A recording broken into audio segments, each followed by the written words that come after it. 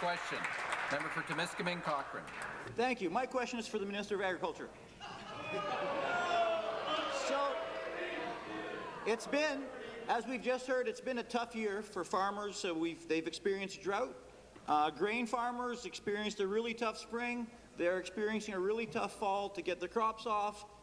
And they're experiencing record yields, which should be great. But once the crops started coming off, they've been impacted by something called mycotoxin. So the corn, what you thought, well, you're having a record yield and you can sell, it's very low price, but it has a record yield compensate, all of a sudden, part or a majority or all of your corn crop is unsaleable. Now that should be covered by production insurance, but this is an emergency for farmers. If you have a crop, you thought you could sell it, and now you can't, they need help now. My question is to the Minister, how is he expediting that process? Minister. Thank you very much, Mr. Speaker, and I thank the member for the question. And I'm aware that this year's pre-harvest grain corn survey revealed higher vomitoxin concentrations than previous years. This year's results were largely due to the wet and humid growing weather, as he would know. I understand that these findings are concerning to some farmers, and as they're taking their crop off, they can be very disruptive, and these vomitoxins are very hazardous in some areas to the livestock feed. I spoke with the grain farmers of Ontario immediately following the issue and went to work with them to find solutions to the program. And ministry staff are monitoring this issue and working with grain farmers of Ontario, the Ontario Agribusiness Association and the livestock sector to notify farmers about the findings, as well as what can be done, steps can be taken to reduce the risk to their operation. And we look forward to continue that work as we go forward. Thank you very much. Supplementary. Thank you once again to the Minister and to everyone else.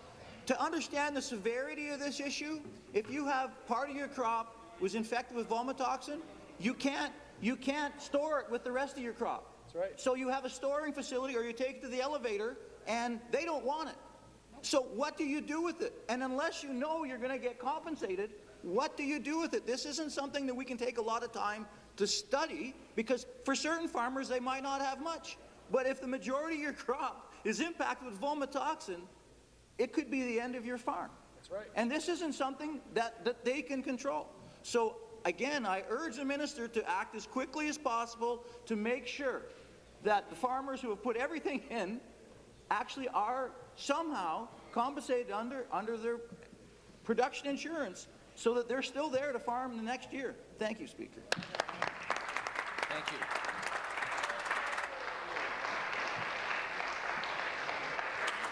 Minister.